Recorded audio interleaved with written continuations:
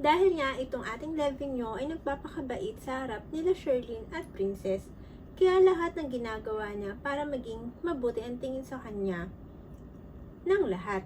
Kaya naman itong ating Levinyo ay nakaisip ng paraan para malayo ang atensyon ni Xavier kay Princess. Tara, sabay-sabay nating kaabangan ang kwento ng ating prinsesa na si Princess na mala fairy tale ang takbo ng buhay niya.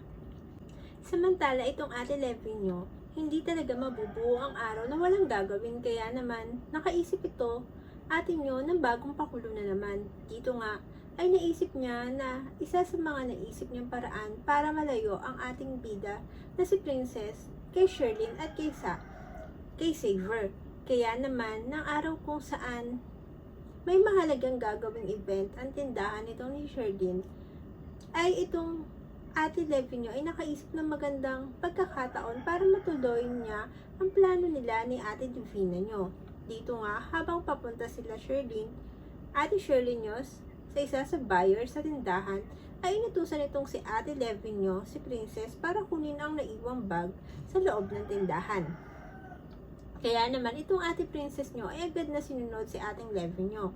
Kaya agad itong pumalik sa loob para kunin ang bag na kailangan ni Levi.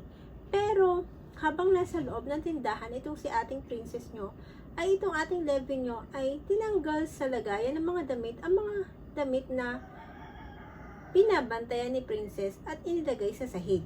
Kaya naman itong ating Princess nyo, nang pumalik na sa labas ng tindahan ay nakita niya na nasa lapag na ang mga damit na pinababantayan sa kanya ni Sherlyn. Kaya naman agad itong tumakbo papunta sa mga damit na naiwan ito sa labas ng tindahan.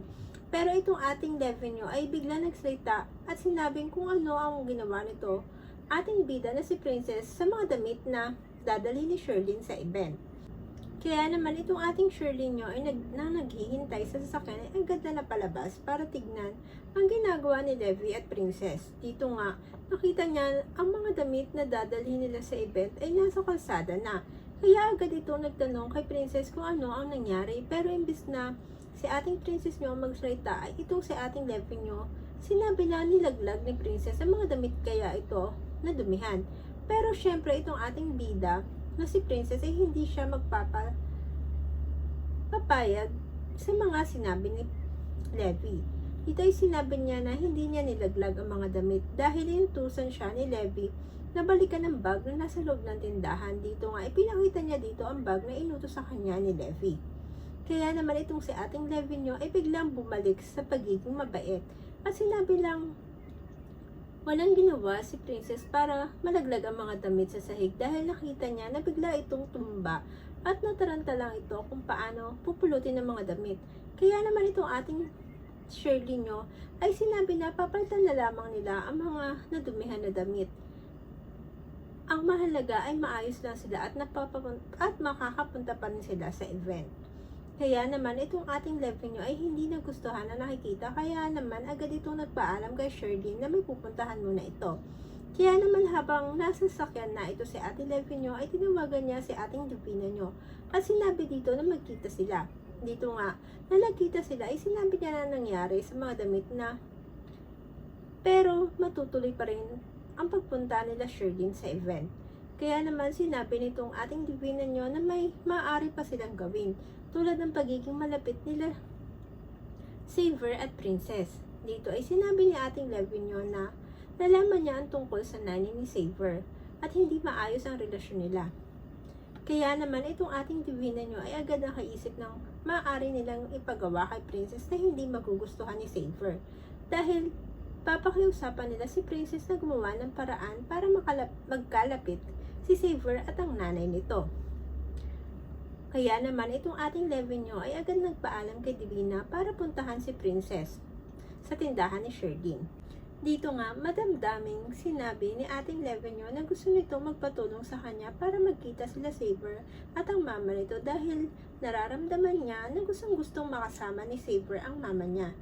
Kaya naman itong ating Princess nyo, nang makauwi na, ikinausap ang tatay dado nito kung maaari ba nitong matulungan silang magkalapit si Xavier at ang mama niya. Dito nga, sinabi ni ating princess nyo ang pangalan ng mama ni Saber. Kaya naman itong tatay dado nyo ay nagulat lang malaman na anak pala ni Lailani si Saber. Kaya naman sinabi nito na tutulungan niyang magkita sila Saber at Lailani.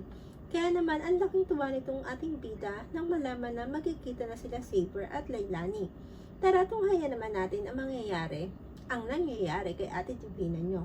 Dito nga nalaman itong atin nyo na magkikita sa airport sila Sherlyn at Raymond. Kaya agad itong pumunta sa airport.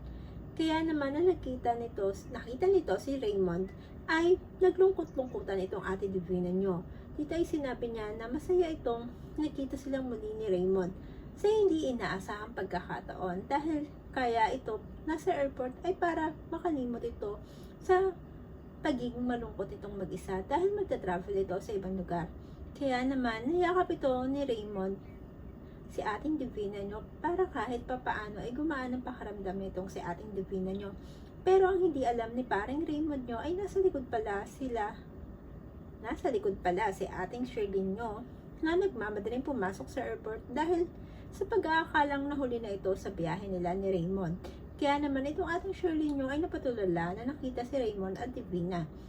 Isang kaabang-abang na naman pong istorya ang ating natapos at susubaybayan muli. Kaya naman po kung nagustuhan nyo ang aking storytelling sa advance na kwento ng Prinsesa na si Jail, maaari po ba kayong mag-subscribe sa aking channel para maging updated kayo sa bawat eksena na aking kinukwento. Maraming salamat and thank you and God bless. Keep safe. Bye!